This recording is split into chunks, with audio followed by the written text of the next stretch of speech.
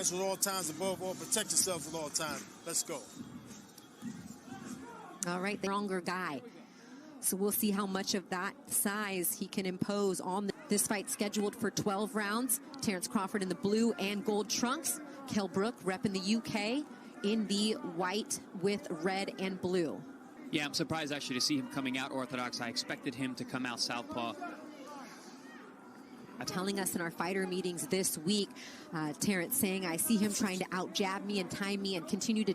Which game plan prevails here, as the 1-2 of Brook is also a beautiful, saying the best opponent that Crawford has faced, being that he beat Sean Porter to win that welterweight world title in 2014, moved up to 160, fought Gennady Golovkin. Orbital fractures in both sides, coming off the losses to Gennady Golovkin and Errol Spence.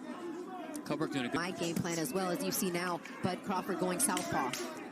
Yeah, we've seen Kell switch sides and fight out of the south position quite well. Good luck. Lead left hook from Kell Brook in the last 10 seconds here of round 1. And a good body jab.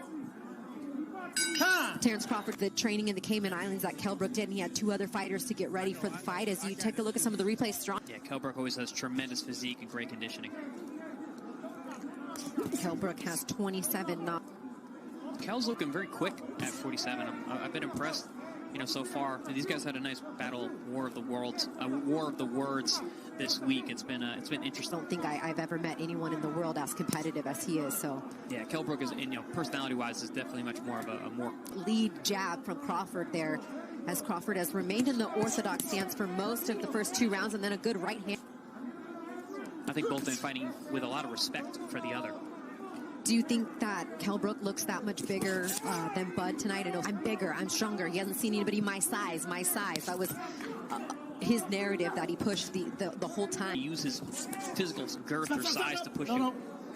And this has been a little bit of a challenge. See that what happened just there. Kell Brook pulling back with his chin up in the air. That's where he really needs to be careful. About the same amount of punches thrown there, and that right strong, he's very comfortable with that, his strongest hand out in front, as you see him throw it there to the body and then doubling it up back up. Fights from that, fighting entire fights out of the southpaw position. Righty versus southpaw. I think you're right. I think we're hands free.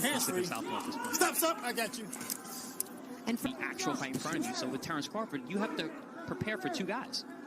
Chris and I were talking about, you know, earlier in the week, it was 7-1 odds. We were like, wow, I can't believe Brook is that much. But all these shifts and movements and feints. Big right hand from Crawford at the 10-second mark in round 3.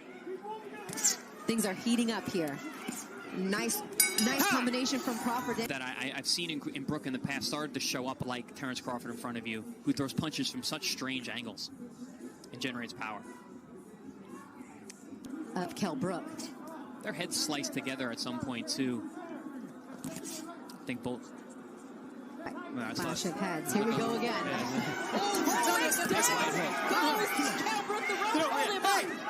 Big shot from Crawford.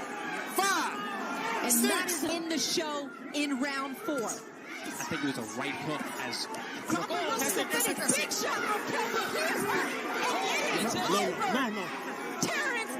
That shows me right there, I did exactly what I came here to do. His family excited, remains undefeated, and walks away with the strap. Kell Brook nearly fell through the ropes in the first shot. Wasn't really recovered after the 8 count. He said, what happened? You can say that Brook's not the same, that Brook is not the same kind of guy, but then Terrence goes in there and does exactly the initial shot there, but that was the stoppage. Here we go. And there's that right hand that just... That was just really the different... Brook didn't really land anything other than a jab. Tim, just the right hand. Hard jab. That's it. And then he comes in to finish him.